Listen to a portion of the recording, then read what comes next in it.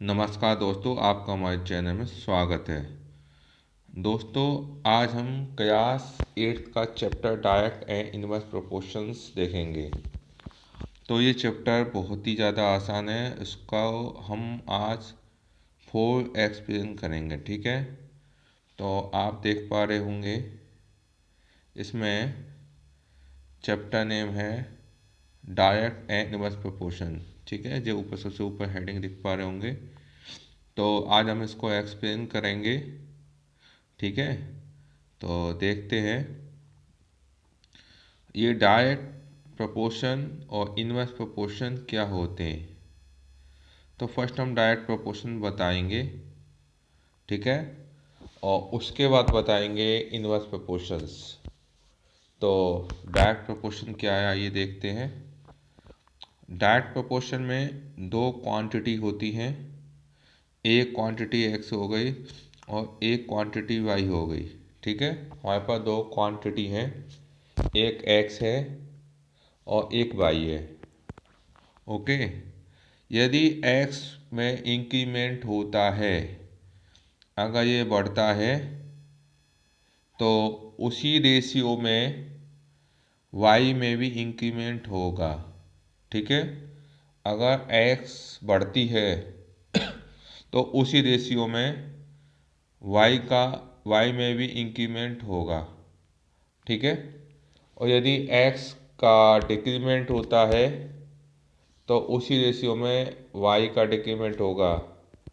तो यदि x के बढ़ने पर y भी बढ़ती है और x के घटने पर y भी घटती है, उसी रेशियो में, उसी अनुपात में, तो जो रेशियो होगा, अनुपात होगा, इसको कहते हैं डायरेक्ट प्रोपोर्शन, ठीक है। अभी समझाते हैं इसको, आप ऐसे समझें, देखिए। यानी एक चेयर 100 रुपये की है, 100 रुपीज़ की है। एक चेयर आपका 100 रुपीज़ की है। और अगर हम 5 चेयर की बात करें तो ये हो जाएगी 500 रुपीज़, ठीक है। तो देखा जाए, यानी एक चेयर थी हमारे पास, उसकी कॉस्ट हो गई 100 रुपये। तो 5 की हो गई 500 रुपये, यानी बढ़ गए।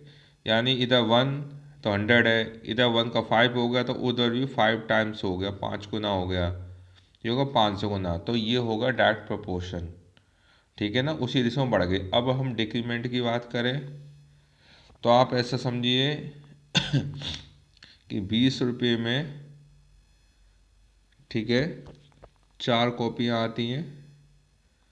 तो 10 रुपये में कितनी कॉपी आएंगी? 2, ठीक है। तो उसी रेशियो में इसमें मतलब कम हो गया, डिक्रीज हो गया, ठीक है। तो ये भी डायरेक्ट प्रोपोर्शन का हो गया। तो जो इस टाइप की जो वैल्यूज होती है, जो रिलेशनशिप होती है, यानी एक दूसरे से क्वेश्चन जो अटैच होते हैं, रिलेशनशिप कहा जाता है जिसको, जो इनके बीच है वो है डायरेक्ट प्रोपोर्शन की, ठीक है। डायरेक्ट प्रोपोर्शन को आप इस तरीके से कहते हैं, क्वेश्चन को पहचानना पड़ता है। यदि दो क्वांटिटी हमारे पास है, यदि एक क्वांटिटी इंक्रीज हो रही है, उसी रेशियो में यदि दूसरी क्वांटिटी इंक्रीज होती है तो वो होता है डायरेक्ट प्रोपोर्शन, या डिक्रीज होती है उसी रेशियो में, ठीक है। मैंने आपको समझाया अभी। तो इसको कहते हैं डायरेक्ट प्रोपोर्शन। अब इसको करते कैसे हैं, देखिए। इसमें अभी आपको मैं फिर से इसको लिख के देता हूँ, ठीक है। देखिए इसको, जैसे अभी हमने देखा कि एक पेन की कॉस्ट है 5 रुपये, यानी इनके भी, और 2 पेन की कॉस्ट हो जाएगी 10 रुपीज़, ठीक है। तो देखा जाए तो ये जो है, इसमें ये जो इंटू 5 गुना है, 5 गुना हो रहा है, ठीक है। तो इसको मान लेते हैं x1, सपोज इसको मान लेते हैं y1। तो ये देखेंगे तो x1/y1, x1/y1 का हो गया 1/5, ठीक है, इनका रेशियो। और अब इसको मान लेते हैं, सपोज कर लेते हैं H2, ये जो H2 है और ये है आपकी Y2।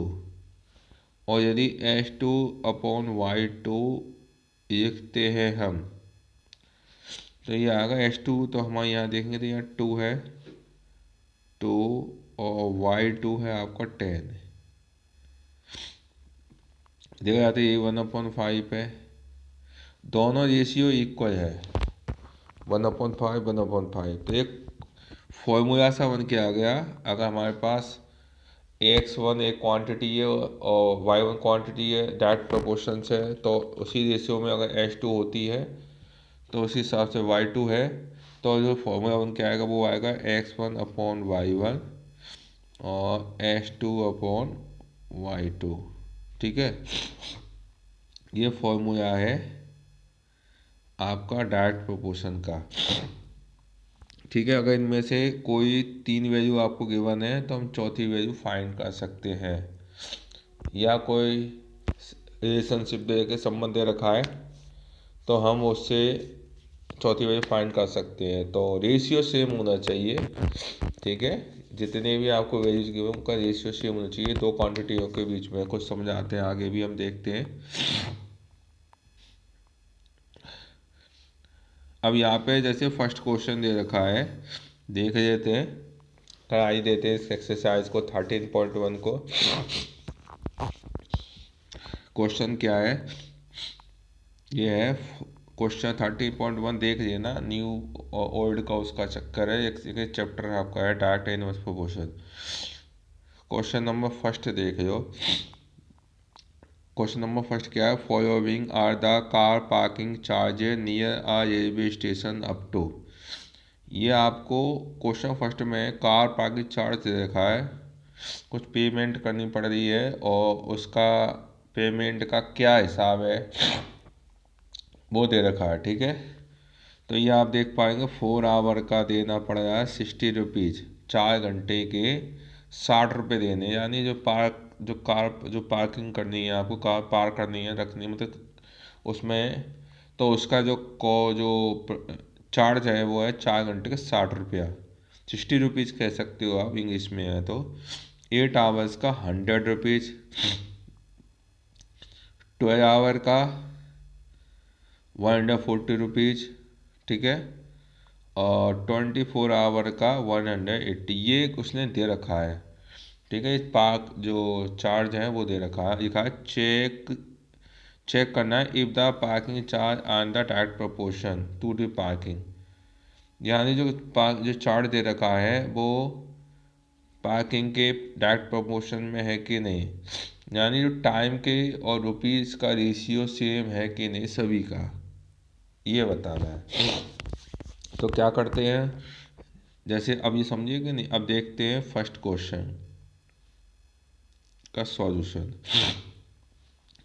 देखिए, अब हमने क्या निकाला, 60/4, यानी 1 आवर का हमने वो चार्ज लगाया, कितना रुपये हमें पे करना पड़ेगा 1 आवर का।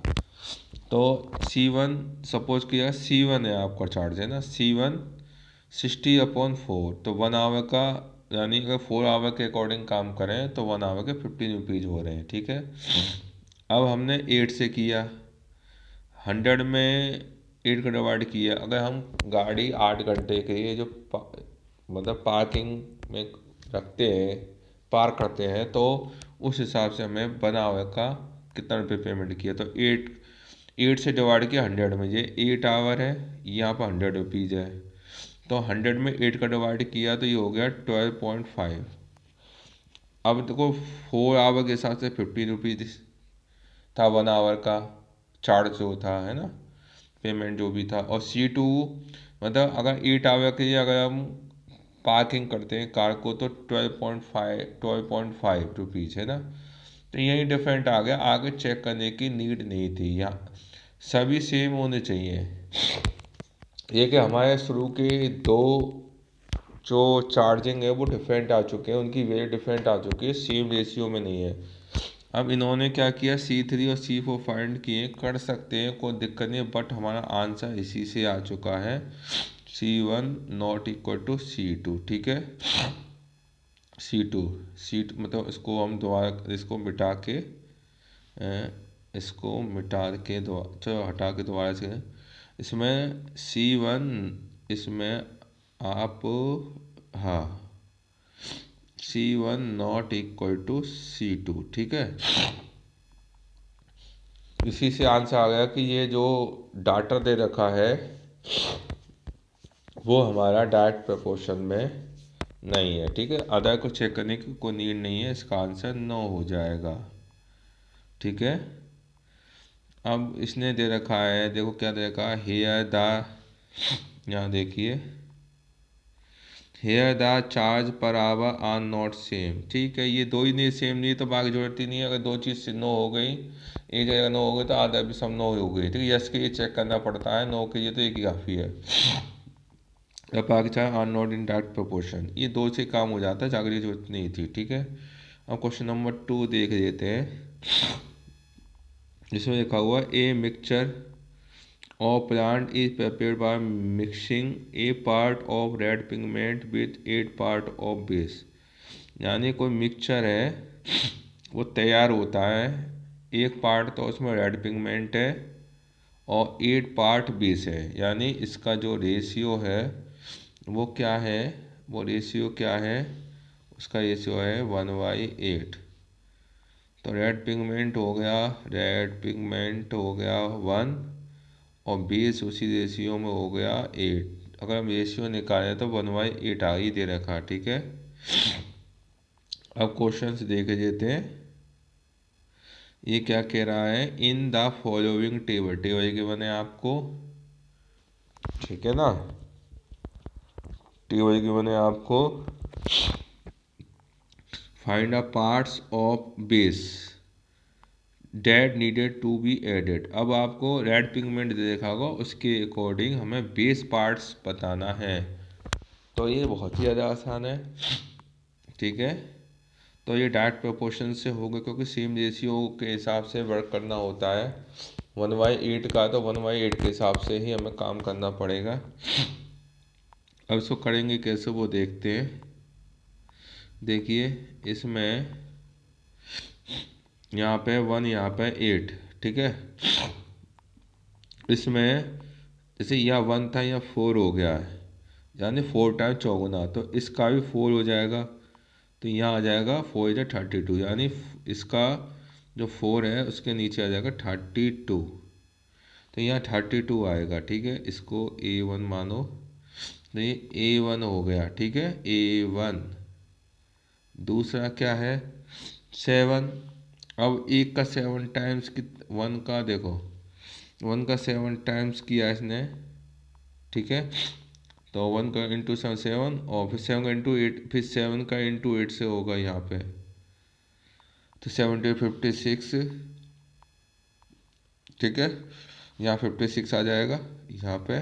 ठीक, देख रहे हैं ना, अब यहाँ पर तीसरा नीचे ही बता देते, 12 है, 1 का 7 12 तो ऊपर है ही है, अब 1 का हो गया 12, तो 1 में 12 का किया है जब तो 12 हुआ है, तो 12 का इंटू इसमें करेंगे 8 में, तो 96 हो जाएगा। ठीक है, ओके, 96 हो गया। अब इसने 20 किया है, 20 × 1, 20 का इंटू किया तो 20 का नीचे होगा, तो 120/160 आएगा इसमें। ठीक है, 160 हो गया यहाँ तक। ओके, तो यहाँ तक तो हो गया आपका, मैंने कर दिया यहाँ तक। अब और आगे देखते हैं आगे होगा, नहीं इतना ही है इसमें। तो मैंने प्रोसेस ऐसे कौन सा फंडामेंटल यूज किया है, फंडामेंटल है ये डायरेक्ट प्रोपोर्शन में है, इसका ध्यान रखना, डायरेक्ट प्रोपोर्शन है, उसने दिया हो चाहे ना दिया हो, आप समझ पा रहे होंगे। तो इनका रेशियो सबका सेम होगा, ये बढ़ते गए इसके, तो ये भी इसी में उतने घंटों किया, जैसे 1 का 4 हो गया तो 8/32, 1 का 7 हो गया था तो 7×56, 1 का 12 हो गया था तो 2×96, 1 का 20 हो गया तो 160 हो गया था। ठीक है, नेक्स्ट क्वेश्चन देख लेते हैं, 2 क्वेश्चन हो चुके हैं। ये दे दिए उसने टेबल, देख लेना, ये जो मैंने बताई ना उसके हिसाब से ये दे रखी है ना। तो आगे, अभी तो आगे बढ़ते हैं, क्वेश्चन नेक्स्ट देखते हैं। ये है इन क्वेश्चन 2 में, अब ऊपर, हाँ ठीक है, if one part of a red pigment required 75 millilitres और बेस, 75 मिलीलीटर्स बेस चाहिए एक पार्ट ऑफ रेड पिगमेंट के लिए, ठीक है। हाउ मच, कितना चाहिए, red pigment should be mix with 1800 millilitres ml of base, यानी 1800 ml के लिए कितना रेड पिगमेंट चाहिए। तो रेशियो सेम होना चाहिए। अब देखो इसमें, उस पिछले इसमें ही देखो पहले, इसमें का ए पार्ट ऑफ वन, इसको देखिए, इसको यहाँ तक है, one part of red pigment, यानी रेड पिगमेंट के एक पार्ट के लिए 75 ml ऑफ बेस चाहिए, ml बेस चाहिए जी, हो गया। तो 1800 के लिए कितना चाहिए, देखा ना, how much red pigment should be mix 1800 ml of base, 1800 के लिए कितना रेड पिगमेंट चाहिए, तो इसके लिए कितना चाहिए। तो रेशियो ये है डायरेक्ट प्रोपोर्शन से हो गई, क्योंकि डायरेक्ट प्रोपोर्शन है, उसने गिवन भी नहीं है, तो आप सोचो उसी रेशियो में उसका मिक्सचर बनाना पड़ेगा। तो हमें 1 दे रखा था, उसे 75 ml चाहिए था, तो 1800 ml के लिए कितने पार्ट्स आपका रेड पिगमेंट चाहिए। तो इसको इस तरीके से करेंगे, 1 के लिए चाहिए 75 और 1800 के लिए हमने सपोज करिए x, ये यहाँ पे दे रखा, ठीक है ना। अब रेशियो है इसका क्या बनेगा, क्रॉस मल्टीप्लाई हो जाएगा ना, क्रॉस मल्टीप्लाई हो जाएगा, यानी x इक्वल टू हो जाएगा आपका 1800/75। अब इन डिवाइड करिए उसमें, इसका हो जाएगा, मैं बताऊँ, 75/4, ये हो जाएगा 324 बन जाएगा, 24 टाइम्स आना चाहिए, है ना। देख लेता हूँ, और 24, इसका 24 है ना, यानी 24 पार्ट्स हो जाएगा, इसका आंसर जो आएगा वो है 24 पार्ट्स। ये ना क्रॉस मल्टीप्लाई हो गया, इसमें इसमें क्रॉस मल्टीप्लाई हो गया। तो कैसे, ये तो मैंने बताया था 1/75 और x अपॉन 1800, है ना, उसी जैसा। तो ये क्रॉस मल्टीप्लाई हो गया, तो 1 से हो गया, और 75 x से हो गया। अब ये डिवाइड हो गया, इसका 75 को डिवाइड कर दिया, 24 पार्ट्स हो गए, यानी 24 पार्ट्स चाहिए रेड पिगमेंट के, ठीक है, 1800 ml बेस के लिए। ये कहना, और थोड़ा पढ़ देते हैं इसको। हेंस विथ बेस, यानी 1800 ml 25 parts red pigment should be mixed, यानी 25 पार्ट्स रेड पिगमेंट को मिक्स करना पड़ेगा, ठीक है। ये क्वेश्चन हो चुके हैं 3 हो चुके कंप्लीट। अब थोड़े अच्छे क्वेश्चंस आ गए, थोड़ा ध्यान से समझने हैं आपको। क्वेश्चन नंबर 4 क्या है, इसमें a machine in a soft drink factory, कोई मशीन है सॉफ्ट ड्रिंक फैक्ट्री की, ठीक है, जो फिल्स करती है, भरती है 840 बोटल्स इन 6 आवर, यानी एक मशीन है सॉफ्ट ड्रिंक फैक्ट्री की, जो 6 आवर्स में 840 बोटल्स को फिलअप करती है, ठीक है। मशीन जो है वो 6 घंटे में 840 बोतल्स को फिलअप करती है, नहीं भरती है। तो अब इसमें क्या हो, how many bottles will it fill in, अब ये वही मशीन जो है आपके 5 घंटे में कितनी बोतल्स को फिलअप करेगी, ठीक है। यहाँ पर देखिए, ये क्वेश्चन है, यहाँ देखना, 1 मिनट, एक छोटा कर देता हूँ, हाँ हाँ, अब देख रहे हैं ना, इसने दे रखा है how many bottles will it if in 5 hours, 5 घंटे में कितनी बोतल फिलअप करेगी। मशीन है, सेम प्रोसीजर है, सारी कंडीशन सेम है, तो ये डायरेक्ट प्रोपोर्शन होगा। कम टाइम में कम बोतल्स और में अधिक टाइम में अधिक बोतल्स, डायरेक्ट प्रोपोर्शन के क्वेश्चन है। तो इसका क्या होगा, एक फॉर्मूला सा बन जाएगा। इसको हम ऐसे करेंगे, मैं समझाता हूँ। 6 आवर्स में 840 बोतल्स को फिलअप करती है मशीन, तो 5 आवर्स में कितना फिलअप करेगी उसको सपोज कर देते हैं एक्स। ध्यान रखना ये आवर्स है तो ये भी आवर्स ऊपर आना चाहिए, ये बोतल से तो बोतल नीचे आना चाहिए, उल्टा मत कर देना नहीं तो आंसर सही नहीं आएगा। यानी सेम क्वांटिटी सेम रेशियो में रखनी चाहिए, ठीक है। अब इसमें हम चलेगा क्रॉस मल्टीप्लाई, तो ये हो जाएगा 6 × x और 840 × 5, ठीक है। क्रॉस मल्टीप्लाई तो आप जानते हैं। अब x इक्वल टू हो जाएगा 840 × 5/6। कितना आया इसका, ये हो जाएगा 140, 700, ठीक है। 700 इस तरीके से आ जाएगा। तो जो मशीन है वो 5 आवर्स में 700 बोतल फिलअप करेगी, ठीक है। इसका विशेष ध्यान देना है। ये इस तरीके से हुआ। एक बार इसका भी सॉल्यूशन को एक्सप्लेन कर देते हैं, हमने किया था। अब यहाँ देखो इसने भी क्या किया, इसको बता दें।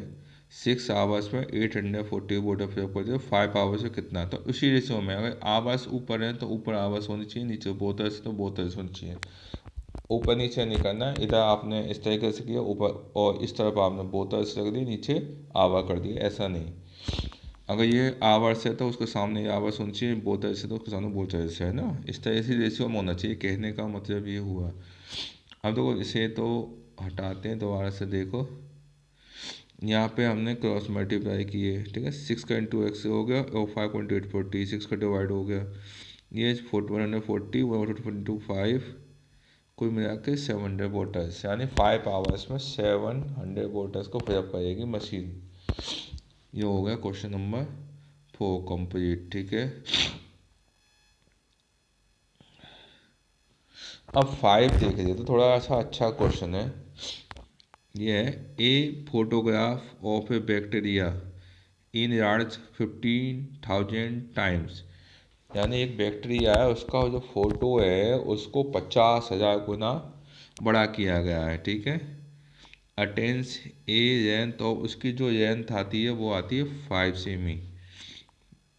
यानी एक बैक्टीरिया का जो फोटोग्राफ है उसको 50,000 गुना बड़ा किया गया है, और उसकी जो लेंथ आती है, उसकी जो शो होती है वो होती है 5 सेमी इन द डायग्राम में, ठीक है। What is the actual length, actual length बतानी है ऑफ द बैक्टीरिया, बैक्टीरिया की एक्चुअल लेंथ क्या है, ठीक है। ओके, ठीक है ना, बैक्टीरिया की एक्चुअल लेंथ क्या है बता देंगे, कोई दिक्कत नहीं है। इसके बाद है if the photograph is an large, यानी बड़ा किया गया 20,000 गुना, 20,000 टाइम इन लार्ज 20,000 टाइम्स, यानी 20,000 गुना बड़ा किया गया ओनली, ठीक है। तो उस समय what should it's in yards length, उसकी लेंथ कितनी होगी। तो पहले तो ऐसा करते हैं। अब देखो, अब उसने इसने क्या कर रखा है 20, पहले तो इसको देख लेते हैं। हाँ, उसने ये नहीं देखा कि किसका कितना टाइम्स है, 50,000 टाइम्स। तो हम सपोज कर लेते हैं, ठीक है, कि जो बैक्टीरिया है वो 1 था, ठीक है। और इसको आप ऐसे समझिए, जो बैक्टीरिया है इसमें इसने क्या गिवन है, देखिए इसने दे रखा है इसका है एक्चुअल लेंथ के हिसाब से एक फॉर्मूला बनाते हैं, इसका हम फॉर्मूला बनाते हैं। फॉर्मूला ऐसे है कि एक तरफ लिख दीजिए लेंथ और एक तरफ लिखिए टाइम्स, ठीक है। अब इसने 5 सेमी किया है, 50,000 गुना 50,000 टाइम्स, ठीक है, समझो। लेंथ है 5 सेमी, 15,000 टाइम्स, ठीक है। अब दिखाई दे रहा है इसमें, और ये पूछ रहा है कि उसकी एक्चुअल लेंथ क्या है। ये इसको मान लेते हैं 1 और इसको मान लेते हैं x। अब समझिए कैसे। जब 1 थी, ठीक है, एक कुछ भी सपोज करिए, इसका 15,000 टाइम्स किया है, एक गुना का। जैसे जब जो बैक्टीरिया है उसकी जो लेंथ है वो एक गुना है, 1 टाइम्स है, तो मतलब 1 टाइम्स है तो उसकी लेंथ x है, ये समझिए। 1 टाइम्स में x है और फिर उसका 15,000 टाइम्स हो गया है, उसकी लेंथ हो गई 5 सेमी, ठीक है ना। जो बैक्टीरिया जब 1 टाइम्स है तो उसकी लेंथ है x सेमी, ठीक है। और जब उसका 15,000 टाइम्स हो गया 5 सेमी। तो अब हमें 1 टाइम्स पे चेक करना है। तो देख रहे हो, ये रेशियो पता कर लेते हैं जैसे चाहो। ये हो जाएगा x/1, ठीक है, टाइम्स को 5/50,000, ठीक है। तो इसका बनेगा 1, 1 2 3 4, x हो जाएगा। और ये 1 × 10⁻⁻⁴, जो -4 हो जाएगा क्योंकि ये 10,000 है, तो 1/10⁻⁴, यानी इसको हम स्टैंडर्ड फॉर्म में दिखाएंगे तो ये 1 क्या आएगा, 1 × 10⁻⁴, ठीक है ना। मेन चीज़ इसको समझिए। हमने इसको इस तरीके से किया, क्वेश्चन को देख जो फिर से, एक साइड लेंथ लिख दी, एक तो टाइम लिख दिया। अब थोड़ा सा एक्स्ट्रा ये एडवांस क्वेश्चन है तो बड़े ध्यान समझना है। तो हमने शुरुआत ऐसे की, लेंथ है 5 सेंटीमीटर और 15,000 टाइम्स किया गया है। तो किसका करेंगे, 1 का तो 50,000 होगा। अगर हम देखें कॉमन ये जनरली देखें तो 1 का 15,000 टाइम्स किया है, यानी एक पॉइंट पर 1 पर, तो 1 टाइम्स का 50,000 टाइम्स हो गया। तो जब 1 टाइम्स था उस केस में उसकी लेंथ क्या थी, तो मैंने x मानी। ये एक डायरेक्ट क्वेश्चन है, इसलिए मैंने लिखा x/1, लेंथ ऊपर रख दी और 1 ये हो गया। इसके साथ 5 ऊपर होगा, 15,000 नीचे हो गया टाइम। फिर सिंप्लीफाई 1/10,000, और इसको x इक्वल हो जाएगा 1 × 10⁻⁴। तो इसका ये आंसर, इसकी एक्चुअल लेंथ ये है। इसने 10⁻⁴ दे रखा हो या 1 × 10⁻⁴ सेम है, ठीक है।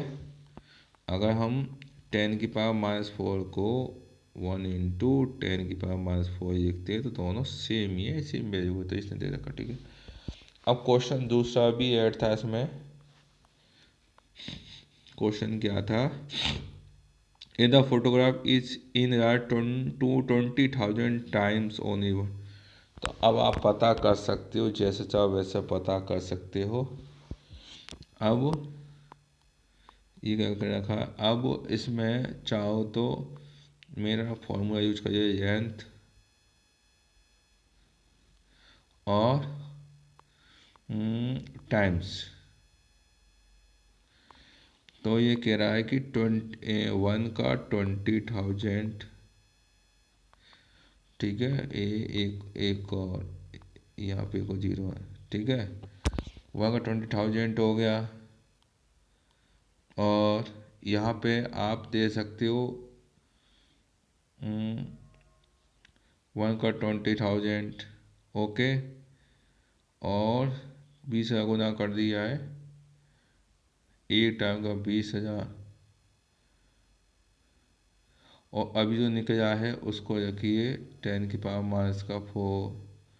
अब निकला था ना, पिछली वैल्यू लेंथ थी 10⁻⁴, एक टाइम्स भी कितनी थी, बैक्टीरिया की एक्चुअल लेंथ थी 10⁻⁴ या 1 × 10⁻⁴, और यहाँ पे सपोज कर देते हैं x, ठीक है। 1 टाइम्स का हमने वैल्यू फाइंड की थी 10⁻⁻⁴, ठीक है। और ठीक है, अब उसने 1 का 20,000 टाइम्स हो, उस केस में जो लेंथ कितनी दिखाई देगी, बैक्टीरिया की कितनी लेंथ होगी, ठीक है। तो वही है, इसका कर देते हैं टाइम्स ऊपर गई तो 1/10⁻⁴ और 20,000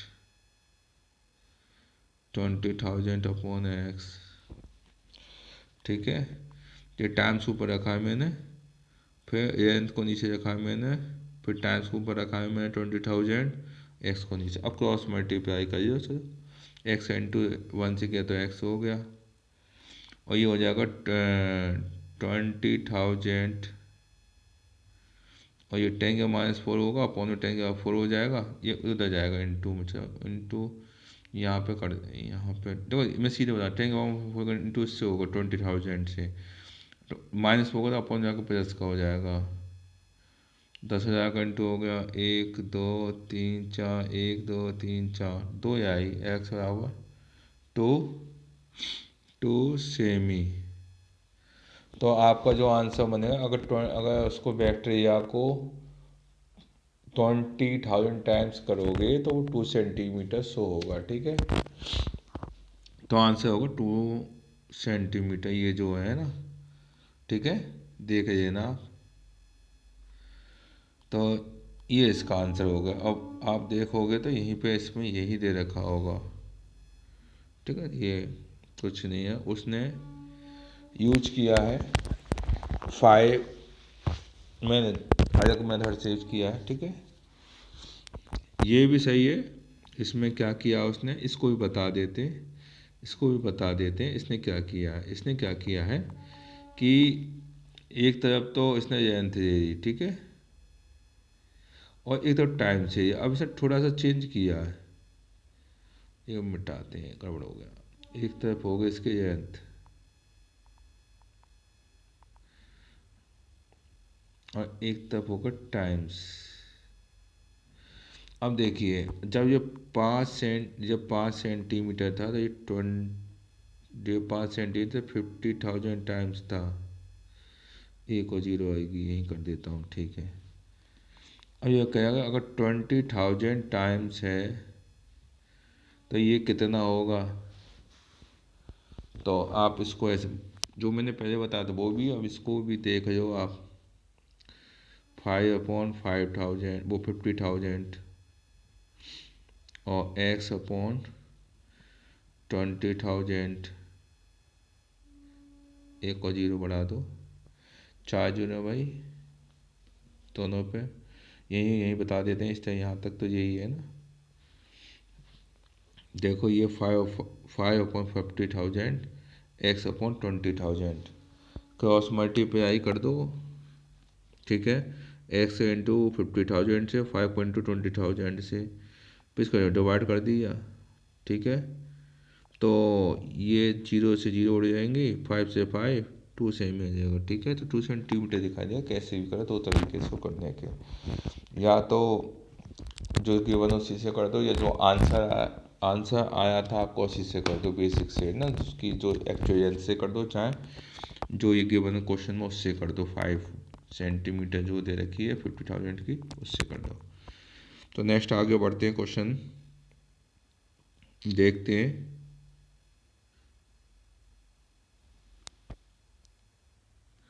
ठीक है ना। नेक्स्ट क्वेश्चन क्या है, ये क्या रखा है, देखिए question next. In a model of a ship का मॉडल है, the mast of 9 centimetre high, जो मास्ट है, जो मॉडल शिप की जो मास्ट है वो 9 सेंटीमीटर ऊंची है, ठीक है। While the mast of the actual ship, जो ओरिजिनल शिप है, एक्चुअल शिप है, द मास्ट इसमें का ना, while the mast of the actual ship 12 metre high, जो मॉडल शिप है उसकी जो मास्ट है वो 9 सेंटीमीटर हाई, मतलब ऊंची, और जो एक्चुअल शिप है, जो ओरिजिनल शिप है, उसकी जो मास्ट है वो है 12 मीटर हाई, यानी 12 मीटर ऊंची है ना। एक तरफ हो गया मॉडल शिप हो गया, और एक तरफ हो गया एक्चुअल, ठीक है। तो उसकी जो मास्ट है उसकी हाइट दे रखी है, और उसके बाद देख लेते हैं जब ये लिखेंगे कुछ। If the length of the, if नहीं, इफ द लेंथ, इसमें लिखा है if the length of the ship 20 metre, यानी तो हमें मॉडल शिप की लेंथ बतानी है, एक्चुअल शिप की लेंथ दे रखी है। तो ऐसा करते हैं, इसको एक तरफ लिख देते हैं मॉडल शिप, एक तरफ एक्चुअल, एक्चुअल करिए ना इसमें। अब इसमें एक तरफ, न न न न ठीक है। अब इसमें करेंगे कैसे? अब इसमें इसको हटाते हैं, इसकी जरूरत नहीं है।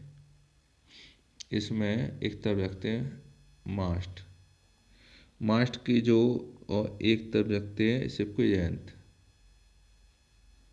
ठीक है। अब जो 9 सेम ये हो गया था मास्ट, और इसकी हमें लेंथ पता करनी है। वो लेंथ नहीं, इसकी हमें एक्स लेंथ नीचे मानेंगे, ठीक है। यानी जो मास्ट है उसकी 9 सेम ही हो गई, मॉडल शिप की है, ऊपर लिख सकते हो चाहो तो, ठीक है। और लेंथ हो गई इसकी एक्स। अब दूसरे वाले की क्या है? दूसरे वाले की है the length, if the length of the ship is 28 metre, इसकी होगी 28 मीटर, ठीक है। और उसकी उसकी आपको गिवन है, इसकी गिवन होगी, देख लेते हैं। जब मैं इसी में समझा देता हूँ। इसमें आप देखिए, जगह कम थी। इसमें जो लेंथ है एक्चुअल शिप की वो 12 मीटर है, ठीक है। Length of the actual ship, नहीं, इसमें मास्ट देखिए, ये है इसकी मास्ट और ये है इसकी लेंथ। इसने लिखा नहीं है, मैं लिखता हूँ। ये है इसकी मास्ट, ये इसकी मास्ट, ये इसकी लेंथ। अब सही है, ठीक है। जो एक्चुअल शिप है उसकी जो मास्ट है वो 12 मीटर, ठीक है। उसकी लेंथ है 28 मीटर। जो एक्चुअल शिप है ना, उसकी जो मास्ट है ये, वो है 12 मीटर हाई, और उसकी लेंथ है, कितना बड़ा है, 28 मीटर। और जो मॉडल शिप है उसकी जो मास्ट है वो है 9 सेमी, ठीक है। और इसकी हमें लेंथ बतानी है, यानी इसकी कितना बड़ा है वो ये दे, समझे कि नहीं। और एक बात ध्यान रखना, ये मीटर में है और ये सेंटीमीटर में है, ठीक है। तो कोई दिक्कत नहीं है, मीटर सेंटीमीटर। तो इसको देखते हैं। अब इसमें क्या करना है, इसको हम ऐसे कर सकते थे। अब देखिए, यहाँ पे है आपकी जो मास्ट है 12/9, ठीक है। 12/9 जो रेशियो होगा सेम रहेगा, और 28/x। ये इसको हम ऐसे भी कर सकते हैं, 12/28 और 9/x, कोई दिक्कत नहीं है, ठीक है। उसके रेशियो है जो है आपका जो उसकी मास्ट की जो हाइट का रेशियो, और मास्ट की हाइट और उसके लेंथ का रेशियो इक्वल होगा जो मॉडल शिप होगा, ठीक है। जो मॉडल शिप होगा उसकी जो मास्ट की हाइट और उसके लेंथ के रेशियो के इक्वल, इससे कोई फर्क नहीं पड़ता, दोनों सेम ही है। पहले मैं दोनों ही बता दूँ करके, देखिए। अब मैं इसको 4 से काट देता हूँ। 4 3 या 12, 4 7 28, 3 3 या 9, या 3 आया, और ये तो यहाँ पे 1 था, तो ये हो जाएगा X21, ठीक है। समझेंगे? एक बार फिर बता देते हैं, देखो। 12/28, थोड़ा अच्छी तरीके से करते हैं। इसको ऐसे करता हूँ जैसे हम अपने तरीके से बता रहे हैं। तो ये हो जाएगा, तो 12 का इंटू एक्स से और 9 का इंटू 28 से, और एक्स हो जाएगा आपका 9 इंटू 28 अपॉन 12। 3 3 जा 9, 3 4 जा 12, 4 7 28, 7 2 20, 21। ठीक है, तो क्योंकि ये लेंथ है मॉडल शिप की तो ये सेंटीमीटर में आएगा। ठीक है, तो आंसर आ गया इसका 21 सेमी। ठीक है, अब आप देख रहे हो जो मैं करता हुआ आ रहा हूँ कि जैसे आपका एक शिप था, उसका जो मास्ट है उसकी हाइट का रेशियो मतलब लेंथ से इक्वल टू, और जो मॉडल शिप है उसकी जो मास्ट है उसका रेशियो उसकी मॉडल शिप की लेंथ से दोनों इक्वल है। मैंने उस बेस पे काम किया, जैसे दो क्वांटिटी को लेके। ठीक है, और इसने जो किया ये भी ओके है। इसने क्या किया, सेम टू सेम ले लिया है, ये जो मास्ट का रेशियो दिखा दिया है और लेंथ का रेशियो दिखा दिया है सेम। इससे सेम टाइप की जो ऑब्जेक्ट है उसका रेशियो दिया है। मैंने कोई एक ही दो ऑब्जेक्ट को लिया था और इसने एक टाइप ऑब्जेक्ट को लिया है, लेकिन इसमें एक शर्त ये रहती है कि रेशियो सेम ही रहेगा। ठीक है भाई, नंबर को आगे पीछे करोगे रेशियो तो सेम ही रहना है। तो इसका आंसर जो आएगा वो आएगा 21, जिससे चाहो वैसे करिए ना। अब इसने मास्ट का रेशियो इक्वल टू उसकी जो लेंथ है उनका रेशियो दिखा दिया है। ठीक है, सेम ही आंसर आएगा 21 सेंटीमीटर। और आप जैसे मैंने बताया था उस क्वेश्चन में कि एक मॉडल शिप है, उसके जो मास्ट है उसकी हाइट का रेशियो उसकी लेंथ से मॉडल शिप की इक्वल टू जो ओरिजिनल जो आपका शिप है, एक्चुअल शिप है, उसकी मास्ट की हाइट का रेशियो वो उसकी लेंथ से दोनों इक्वल होंगे। ठीक है, आगे बढ़ते हैं। तो 21 आ चुका है, आप देख ही सकते हो है ना। इसको बताने एक बार देखो, इसने क्या किया है, 12/9 28/x क्रॉस मल्टीप्लाई इसका x इंटू 12 9 28 और इसका इसे डिवाइड कर दिया। और देख रही है ना, इसको काटा में 3 3 9, 3 4 12, 4 7 20, 7 2 21 सेम ही, क्योंकि ये आपका मॉडल से 21 सेम ही आएगा। ठीक है, 21 सेम ही इंटू का ये ना कैंची गुना क्रॉस मल्टीप्लाई। अब नेक्स्ट क्वेश्चन देखते हैं। अच्छे अच्छे क्वेश्चंस हैं। क्वेश्चन नंबर 7, ज़्यादा क्वेश्चन नहीं है, 100 हो जाएंगे।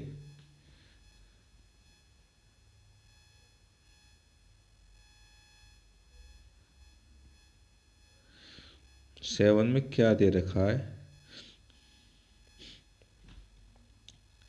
इसमें दे रखा है शुगर। और क्वेश्चन नंबर 7 देखो, शुगर 2 kg ऑफ नहीं, क्वेश्चन नंबर 7 देखिए, support 2 kg of sugar content, यानी 2 kg शुगर में चीनी है जिसमें 9 × 10⁻⁶ क्रिस्टल्स, यानी इतने क्रिस्टल है आपके, यानी एक स्टैंडर्ड फॉर्म दे रखी है।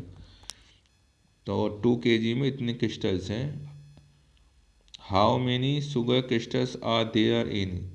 अब इसने क्वेश्चन दिया है, देखते हैं क्या है question. How many sugar crystals, यानी कितने शुगर क्रिस्टल्स होंगे इन 5 kg और 1.2 kg। दो क्वेश्चन है इसके अंदर, यानी 2 kg जो शुगर है ये जो है उसमें इतने क्रिस्टल है 9 × 10⁻⁶, तो आपको 5 kg और 1.2 kg बताना, तो कोई दिक्कत नहीं है। एक इसमें हम एक तरफ टेबल बनाएंगे, weight of sugar in kg, यानी weight of sugar in kg में, और ये नंबर क्रिस्टल्स। 2 kg आपके पास शुगर है, चीनी है, उसमें ये गिवन है 9 × 10⁻⁶ 6। ये देखिए 2 kg शुगर में आपके इतने क्रिस्टल्स हैं, ठीक है।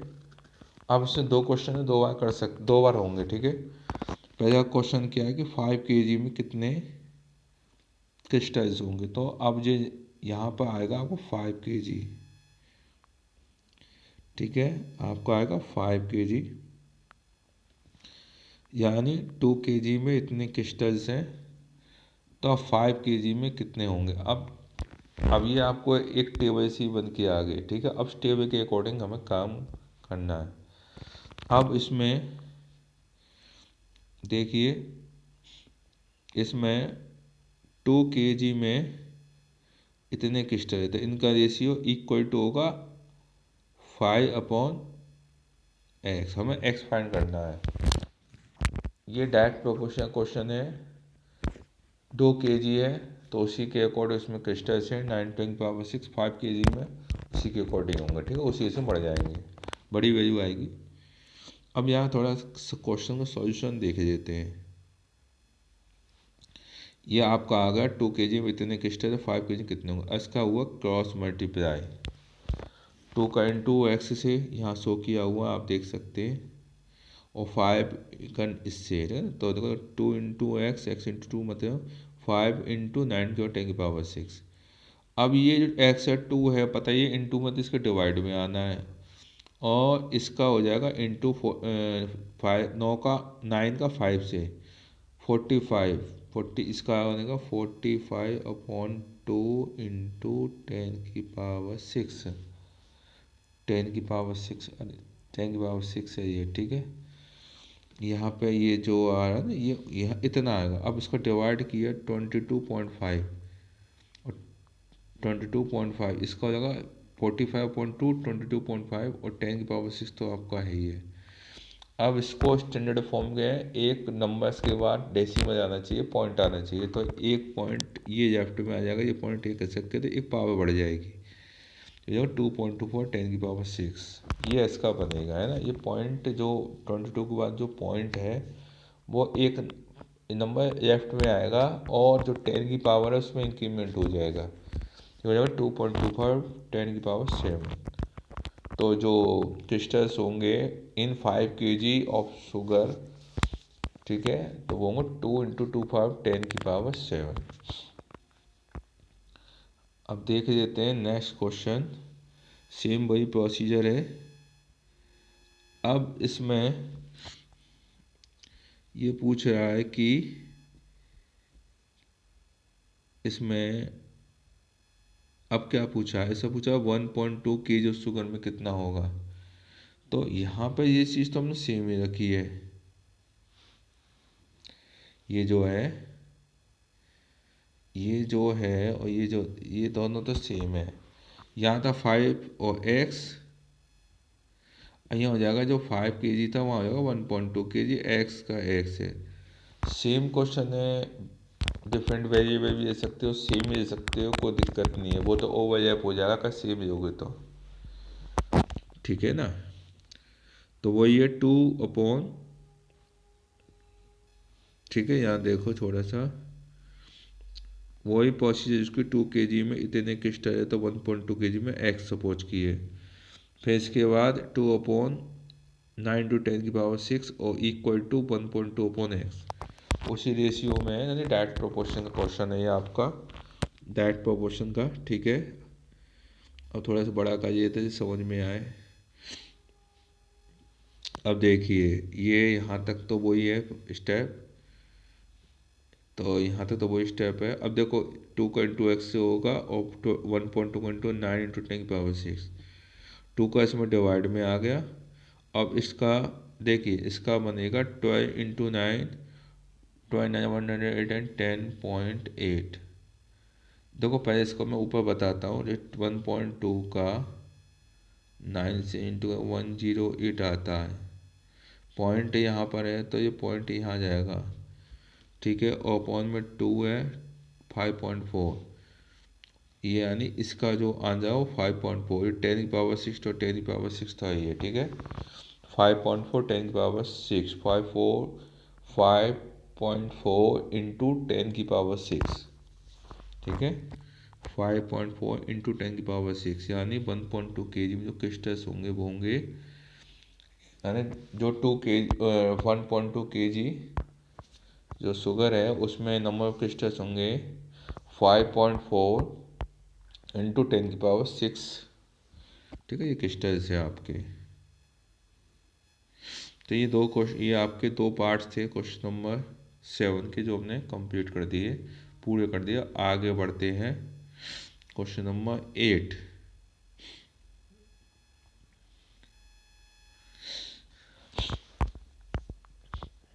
इसमें क्या है, Rashmi has a road map. Rashmi के पास एक रोड, इसको बताया क्वेश्चन नंबर 8 ये है। Rashmi has a road map, Rashmi के पास एक रोड मैप है with a scale of 1 centimetre representing 18 kilometre. Rashmi के पास एक रोड मैप है जिसमें 1 सेंटीमीटर जो है वो 18 किलोमीटर को रिप्रेजेंट कर रहा है। ठीक है, यानी 1 सेंटीमीटर का मीनिंग है 18 किलोमीटर, 18 किलोमीटर। फिर उसके बाद है she drive on a road, वो रोड पर ड्राइव करती है। ठीक है, 72 किलोमीटर, यानी वो रोड पर ड्राइव करते हैं 72 kilometre. What would be her distance covered in A map, map में उसका जो डिस्टेंस है वो कितना कवर होगा, मतलब कितना कवर शो होगा, यानी मैप में कितने सेमी इसको शो होगा। ठीक है, ठीक है ना, ये होना नहीं, यानी 1 सेंटीमीटर 80 किलोमीटर के है और रश्मि ने 72 किलोमीटर 72 किलोमीटर ड्राइव किया, तो उसके जो मैप है उसमें कितना शो होगा ये बताना है। तो बहुत ही ज़्यादा आसान है, इसको हम लिखेंगे। देखो, इसमें आपको दो पैरामीटर देने पड़ेंगे, एक्चुअल डिस्टेंस। ठीक है, उसमें क्या है, जो मैप में जो 1 सेमी है मैप में वो 18 किलोमीटर को शो करता है, एक्चुअल जो लेंथ है वो 18 किलोमीटर है। ठीक है, मैप में 1 सेंटीमीटर शो कर रहा है और एक्चुअल लेंथ है वो 18 किलोमीटर है। अब उसे 72 किलोमीटर किलोमीटर में ड्राइव किया है, तो जो मैप में उसमें कितने सेंटीमीटर शो होगा। आंसर तो सेमी में आएगा, ध्यान रखना। ठीक है, तो देख लेते हैं। अब इसमें वही है, एक क्वांटिटी पैरामीटर ये है, तो इसमें ये डायरेक्ट प्रोपोर्शन का क्वेश्चन है, सेम पैरामीटर शो होगा। ठीक है, डायरेक्ट प्रोपोर्शन का क्वेश्चन है, सेम रेशियो आएगा इसका। तो हमने इसका जो डायरेक्ट प्रोपोर्शन देखा, क्या देखा देखिए, इसका जो बनेगा वो बनेगा 18/1। जब 18/, ये उसी रेशियो उसी फॉर्मेट में दूसरे को लेना पड़ेगा, अदर क्वांटिटीज़ को। ठीक है, यानी ऊपर डिस्टेंस अपॉन मैप की जो लेंथ है।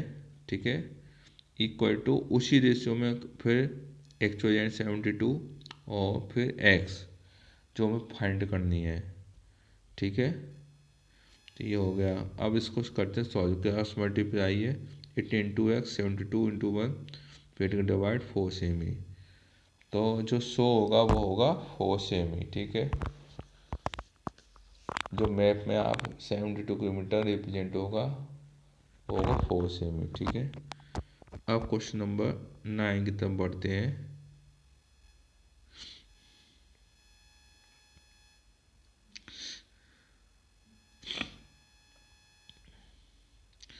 ए 5 metre 60 centimetre high vertical pole cast a shadow. एक पोल है जिसकी हाइट है 5 मीटर 60 सेंटीमीटर। बड़े ध्यान से क्वेश्चन को समझना है, कभी क्वेश्चन घुमा देते हैं ना, तो आपको घूमना नहीं है। तो क्वेश्चन देख लो क्या गिवन है। क्वेश्चन है आपका, a 5 metre 60 centimetre high vertical pole. यहाँ देखिए, ये है क्वेश्चन, यहाँ पे a 5 metre 60 centimetre high vertical pole, एक पोल या खंबा है जिसकी हाइट है 5 मीटर 60 सेंटीमीटर। कास्ट है शेडो, एक शेडो परछाई बनती है उसकी कितनी बनती है 3 मीटर 20 सेंटीमीटर। यानी एक पोल है आपका खंबा है जिसकी हाइट है 5 मीटर 60 सेंटीमीटर और सीधा खड़ा हुआ है, ठीक है, सीधे होते हैं खंबे। और उसकी जो परछाई है वो परछाई बनाता है 3 मीटर 20 सेंटीमीटर, ठीक है। Find at the same time, यानी उसी समय पर पता करना है हमें, क्या पता करना है, देखा ना, find at the same time, उस समय पता करना है the length of the shadow, यानी हमें शेडो की लेंथ पता करनी है। Cast by the end of the pole, दूसरे खंबे एक पोल या दूसरा उसके थ्रू बनाई जाती है, वो कितना है 10 metre 50 centimetre high, 10 metre 50 centimetre ऊंचा है, ठीक है। तो यानी एक अनदर पोल है जिसकी हाइट है 10 मीटर 50 सेंटीमीटर। तो the length of the shadow, ठीक है, फाइंड द सेम टाइम से पता करना है the length of the shadow cast by the another pole. अब तो बड़ा घुमा क्वेश्चन दिया, find the same time, same time उस समय पर the length of the shadow बताने cast by the another pole, यानी एक पोल या दूसरा जो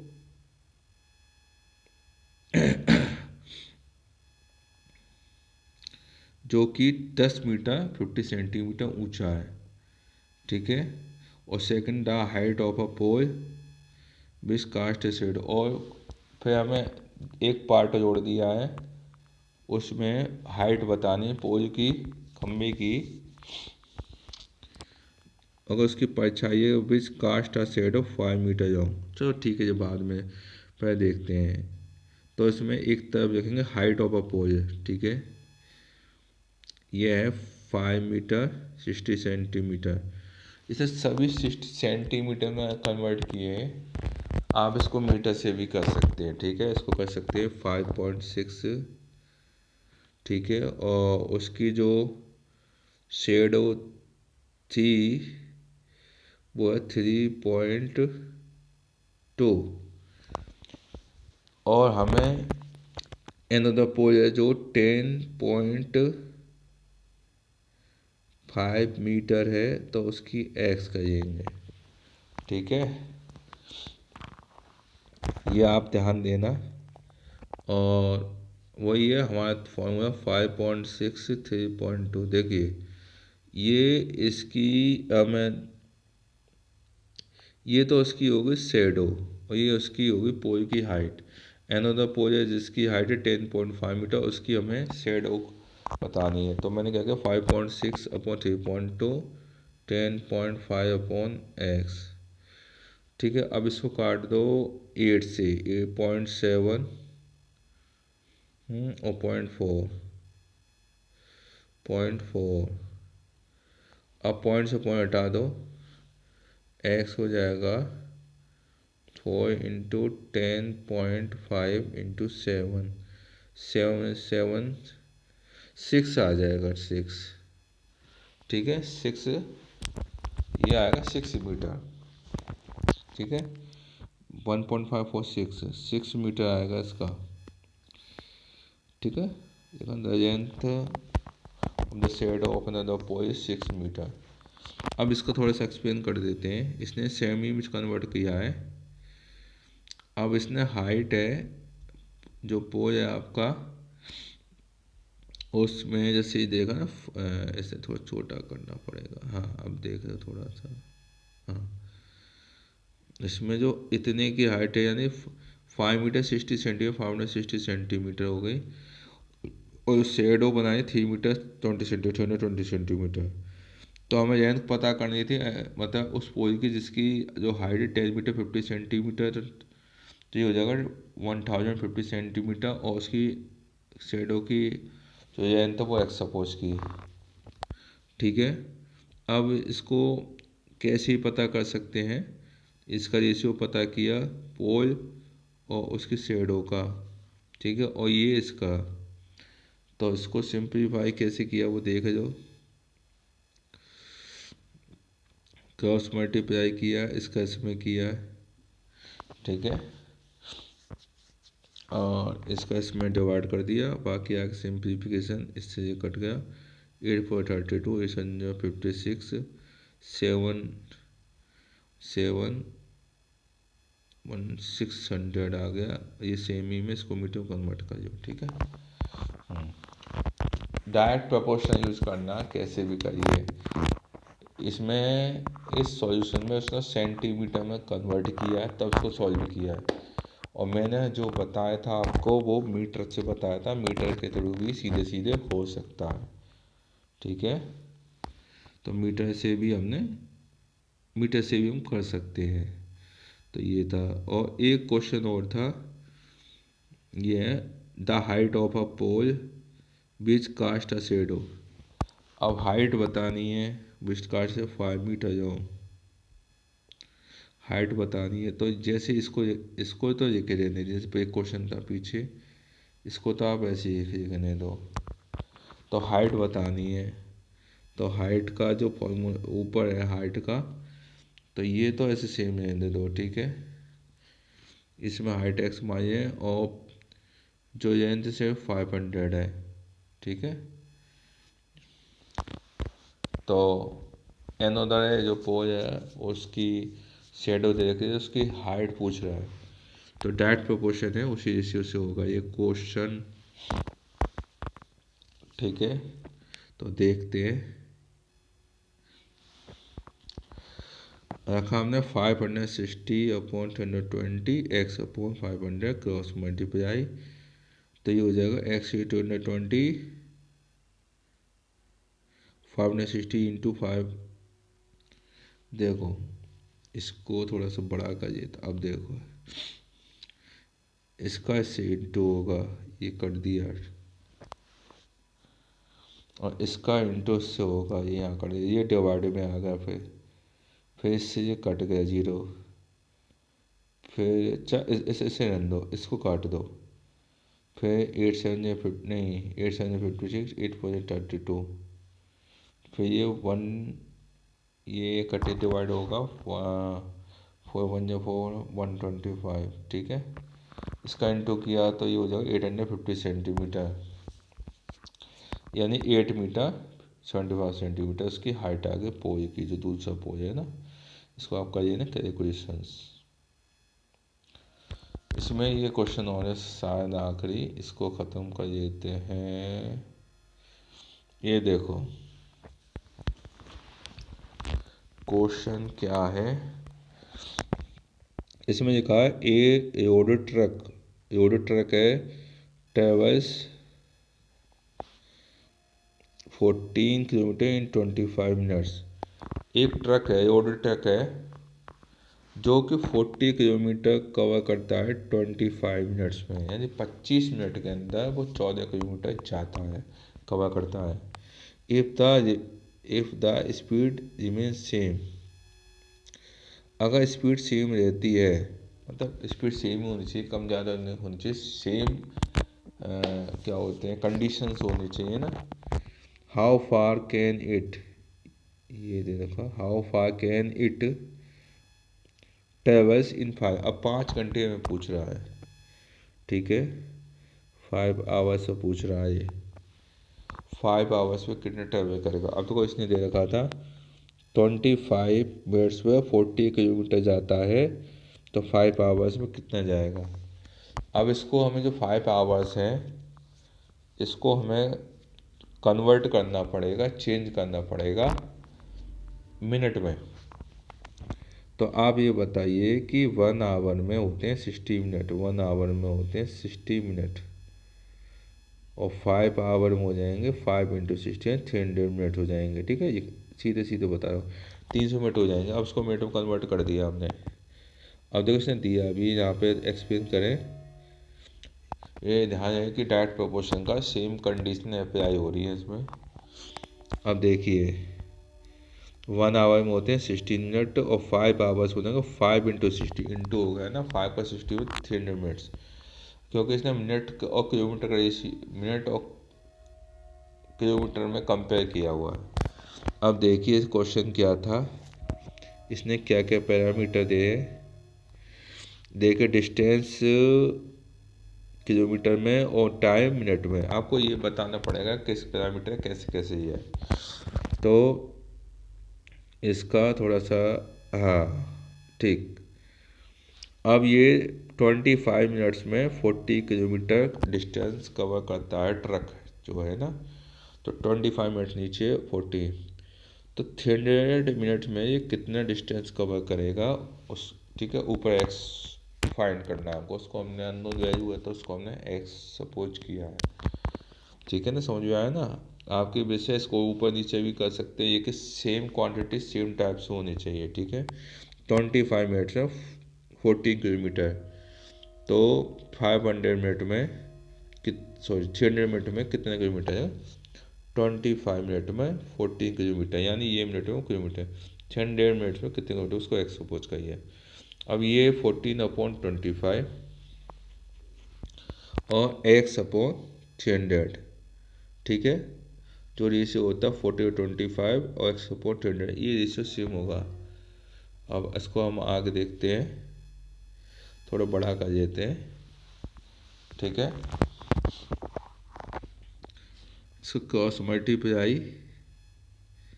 करेंगे, किया है कि नहीं पता नहीं, किधर है इसमें सॉल्यूशन नहीं, इसको हम ये बता देंगे, चलो इतना ही दिया है। तो इसको करते हैं हम आगे। तो देखिए इसका हमने क्रॉस मल्टीप्लाई किया, 14×300 इक्वल टू 25 × ठीक है। इसके बाद होगा x हो जाएगा 14×300, 25 के अपॉन में आ जाएगा। इसको डिवाइड किया 25 1 टाइम्स 5 12, ठीक है। 12 और इंटू 14, तो x हो जाएगा 14×12, यानी 12 का 8, हाँ 4 हो गया। 160, 168 यानी किलोमीटर, यानी वो 5 आवर्स, यानी 5 आवर्स हो गया 300 मिनट्स में। वो 168 किलोमीटर, जो ट्रक है वो 168 किलोमीटर कवर करेगा। ये इसका आंसर होगा, ठीक है। आप इस तरीके से क्वेश्चंस को कर सकते हैं। तो ये एक्सरसाइज 13.1 थी, जिसमें 10 क्वेश्चन थे जो हमने करा दिए, 11 तो 10 11 जो भी है, ठीक है। 10 क्वेश्चन करा दिए। और ऐसा कोई यदि कोई क्वेश्चन आता है तो आप इस बेस पर कर सकते हैं, डायरेक्ट प्रोपोर्शन का है। तो इस एक्सरसाइज को आप ढंग से समझना, देखना। और दोस्तों यदि आप न्यू हो तो आप हमारे चैनल को सब्सक्राइब करें, वीडियो को लाइक करें, ठीक है, और फुल वॉच करें, ठीक है। हम इस तरह के वीडियो लाते रहेंगे, अच्छे अच्छे क्वेश्चंस के, एक्सरसाइज के, NCERT, RD शर्मा, अदर जो RS अग्रवाल, अदर क्वेश्चंस भी आते रहेंगे, और MCQ टाइप से भी, ठीक है। तो हमें ये आज की वीडियो में से इतना ही कराना था।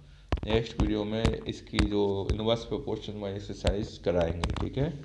तो यहाँ तक आपने जो वीडियो देखा उसके लिए बहुत बहुत धन्यवाद, थैंक यू।